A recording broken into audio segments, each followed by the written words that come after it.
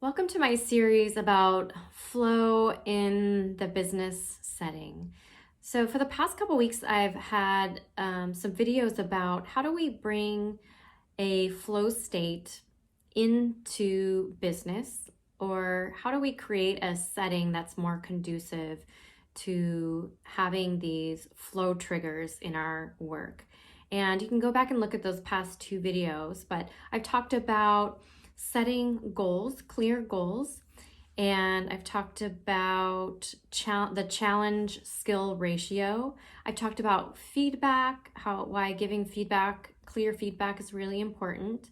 And I've talked about time and concentration.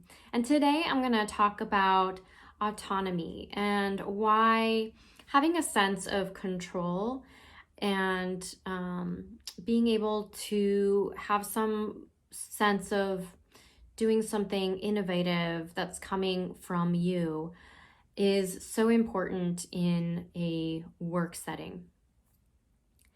So I want to come back to the idea that, even though we are working in businesses where, there are goals and deadlines and clients, we're still made up of people and people with needs and people with very specific things that they're good at and things that they're not so good at, or that is more of a challenge for them.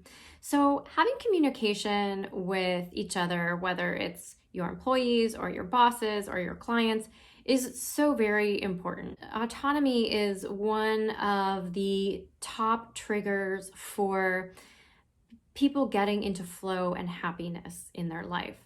And so creating a space in business where people are able to thrive in this way is really important. I once had a role as a creative director. That was my title. But the owners of the company never really let me have that much control over my team, over the creative ideas. So even though I had this title, I was really stifled from being able to express my vision and contribute it to the company in a way that felt fulfilling to me.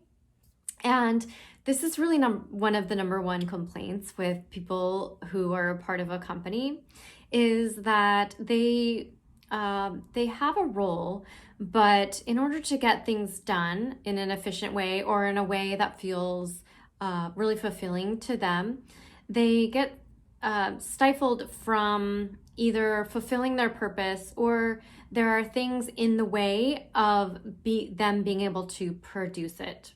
So if you're a manager, are you giving people the resources that they need to get their jobs done? Or are they having to get out of flow in order to get approval for things and go through this line of bureaucracy? So think about how you can make things more efficient for people in your workplace to be able to stay in that flow and have autonomy and feel like they have some contribution. So create times for brainstorming where people can feel like not only does their opinion or their ideas matter, you would be surprised at how many ideas, amazing ideas, your employees have if they have a chance and if they have an ear to be heard. It just makes them feel like they're a part of the company, they're contributing to something, right? And then can they follow through with any of their visions? So like the Google rule of the 20%, people are able to feel like they're contributing and using their ideas, using their innovation. Everybody has ideas or things that they feel like they're good at that they want to contribute. So think about ways that you can implement that into your culture.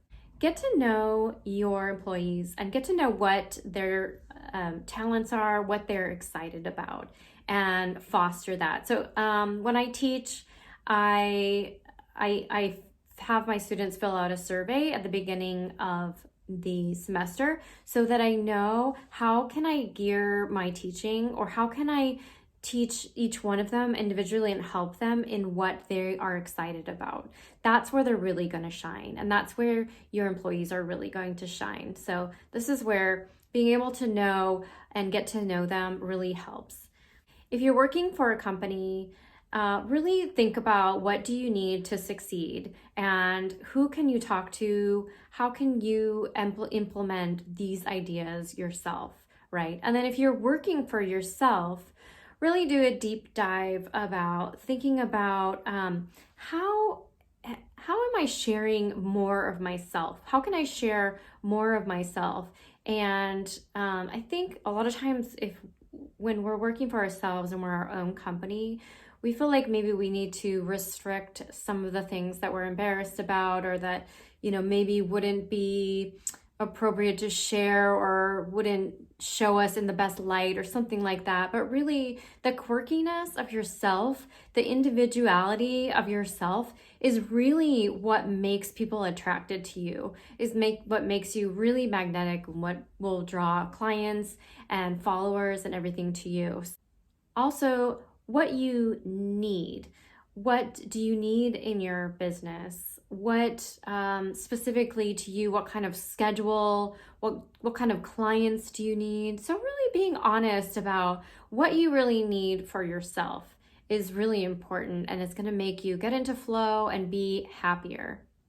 So just to wrap up this series about bringing flow into your business, there is nothing better than having people in group flow. So there's this experience that's individual flow and also group flow, where people are working together in this organization. They feel like they're a part of it. They feel like they're working with their strengths. They feel like they have time to focus and really get into that flow. They feel like they're challenged a bit, but not like too much so that they're stressed.